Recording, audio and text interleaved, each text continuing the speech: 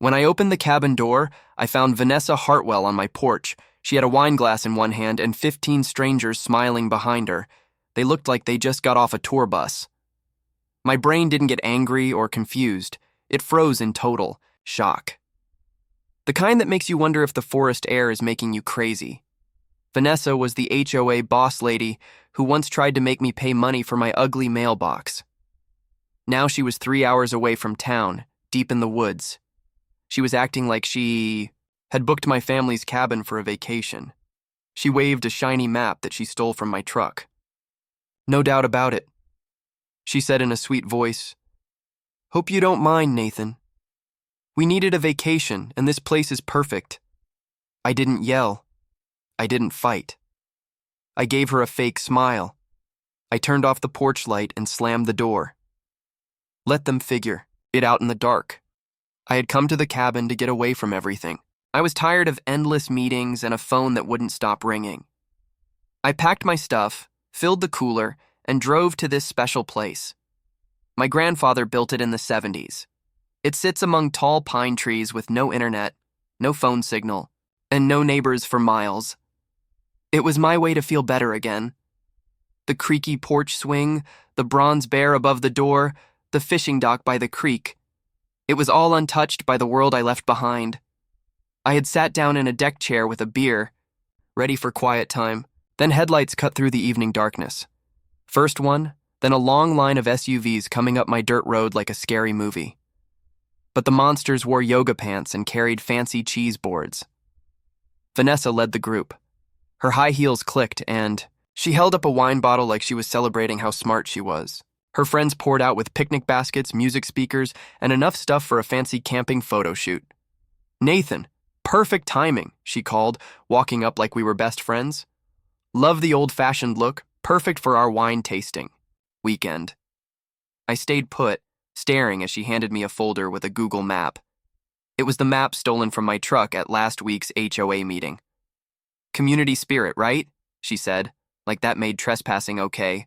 Her group was already spreading out. One guy put a speaker on my picnic table. Another guy looked at the dock's loose board. A woman asked where the hot tub was. "There's no hot tub," I said in a flat voice. "There's no plumbing." Vanessa blinked but didn't give up. "Gimme a sec," I told her. She nodded like I was going to get welcome drinks. Instead, I stepped inside, locked the door, and cut the main power. Lights, porch, even the backup solar power. Darkness ate up the whole area. I grabbed my night vision scope, slipped out the back trail I'd known since I was a kid, and chained the property gate shut. I added a log across the road for good measure. No one was leaving. I circled back and sat under a pine tree with a clear view of the mess. Vanessa was walking around, holding her phone up high like it could find a signal. Her guests, who were once chatty, were now swatting bugs and complaining. She tried to keep it together, calling the blackout part of the experience, but panic was creeping in. No lights, no music, no bathrooms. One guy asked about bears. Vanessa laughed it off. "Bears, please." But she was wrong. I sipped a second beer, invisible 30 feet away, watching her kingdom fall apart. She banged on the cabin door, yelling about property rights and guests. I held back a laugh. Guests? As if trespassing with cheese trays was legal. An hour later, a woman tripped over a rock. A wine bottle broke. A guy scared a raccoon while going to the bathroom. The darkness was taking away their confidence, showing the rudeness of crashing a stranger's safe place. Vanessa had known I'd be here. She'd made fun of my alone trips at the HOA meeting, yet she dragged her group to my hideaway, treating it like her personal party place. This wasn't new. She'd moved neighbors' gardens, filed complaints about fence heights, always saying it was to make the community better. It was never about asking permission. It was about being in control. Around midnight, a branch broke in the woods, scaring the group. A woman screamed, dropping her glass. "Is that a bear?" someone yelled. Vanessa's voice shook. "Bears don't come near people." I couldn't help myself. I turned on a hidden Bluetooth speaker, letting a low growl roll through the trees. The group froze. One man grabbed a stick like a brave knight. Another tripped over a basket. Vanessa looked around the darkness, her cool act breaking. Calm down, she snapped, but fear gave her away. Questions exploded. Whose cabin is this? Are we even allowed here? Why is there no power? Vanessa dodged, claiming she had permission and it was community land. But her lies were falling apart. A woman named Ellie confronted her. Did you ask the owner or just assume we could crash? Vanessa laughed it off. It's just a shack. But Derek, a nervous guy in sandals, spilled the truth. You said you rented it. You stole that map from his truck. The mood got bad. People packed up, realizing they'd been tricked. They tried to leave, but the locked gate stopped them. Vanessa cursed me, calling me mean. I stayed hidden, setting up a motion sensor to buzz if anyone got too close. She shouted my name. Nathan, this is childish. It's just a birthday party. No balloons, no cake, just a desperate lie. I didn't answer. I'd already called Deputy Hargrove, a family friend who knew the land. The sheriff's department had trained here for years. If Vanessa wanted drama, it was coming. Dawn broke. Golden light spilled over the messy clearing. Folding chairs, empty bottles, a squirrel chewing a cheese block. Vanessa sat on the porch, hair flat, makeup smeared, holding onto her fake control. Walked out from the trees, coffee cup in hand, face calm but serious. Heads turned. One woman clapped like I was her hero. Vanessa squinted. Where were you? I ignored her, unlocked the cabin and stepped inside, leaving the generator off. She knocked softly. Can we talk? I cracked the door. You brought 15 strangers to my land. That's not talking. That's trespassing. She got angry. There's no trespassing sign. I tilted my head. So an unlocked house is a hotel? Derek stepped up. We just want to leave, man. This got weird. I nodded. Gate's locked. Sheriff's coming. You're staying until this is sorted. Vanessa gasped. You called the cops? This is a misunderstanding. I pointed to the trees. You broke onto private land. That's not a misunderstanding. That's a crime. Her voice cracked. You're spiteful. I leaned in. No, I'm teaching you what happens when you do wrong things.